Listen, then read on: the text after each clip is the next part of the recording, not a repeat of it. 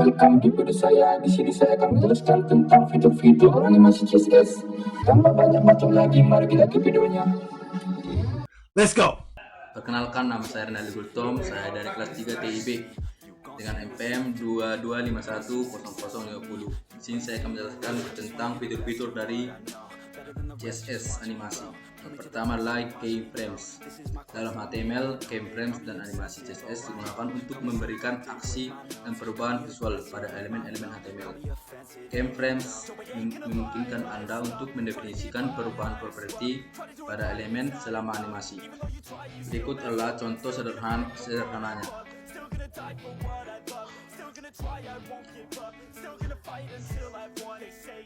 Inilah contoh sederhana dari keyframes. Berikutnya adalah animasi iteration infinite. Dalam HTML biasanya terkait dengan penggunaan CSS untuk membuat elemen HTML bergerak atau perubahan secara terus-menerus tanpa berhenti. Ini dapat dicapai dengan menggunakan properti CSS animation dengan nilai infinite untuk iteration. Inilah contoh dari iteration infinite dengan durasi 3 detik. Kita akan run. Inilah contoh dari iterasi infinite. Oke, kita ke berikutnya yaitu tentang animation delay. Animation delay dalam animasi HTML dapat diatur menggunakan properti CSS animasi delay. Properti ini menentukan waktu tunggu sebelum animasi dimulai, memberikan efek penundaan sebelum efek mulai bergerak atau berubah. Ini contoh sederhananya. Ini contoh sederhana dari animasi delay. Berikutnya animasi duration. Duration dalam HTML, properti animasi duration digunakan untuk menentukan beberapa lama sebuah animasi akan berlangsung. Properti ini mendefinisikan durasi animasi dalam waktu seper detik atau mil. Ini contoh sederhana dari animasi duration. Animasi duration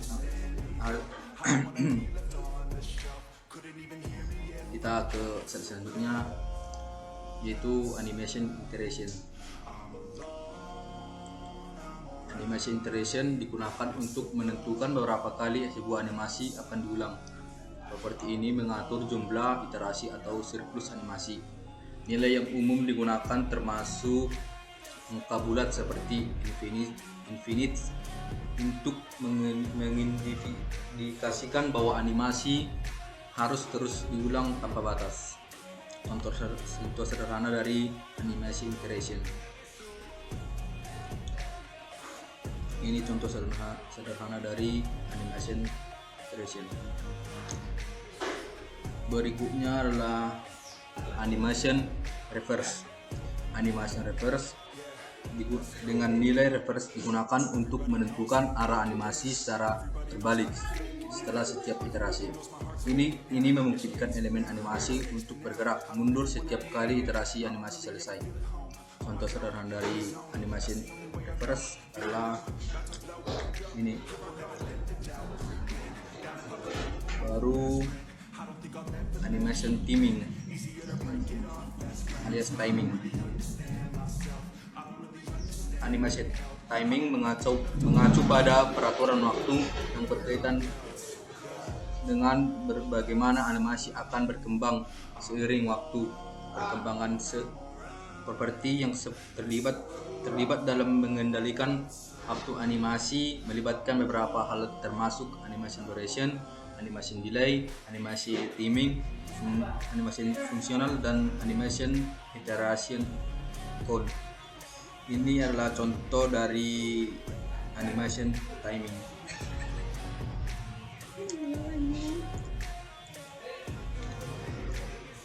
Oke, kita ke slide selanjutnya yaitu direction alternatif.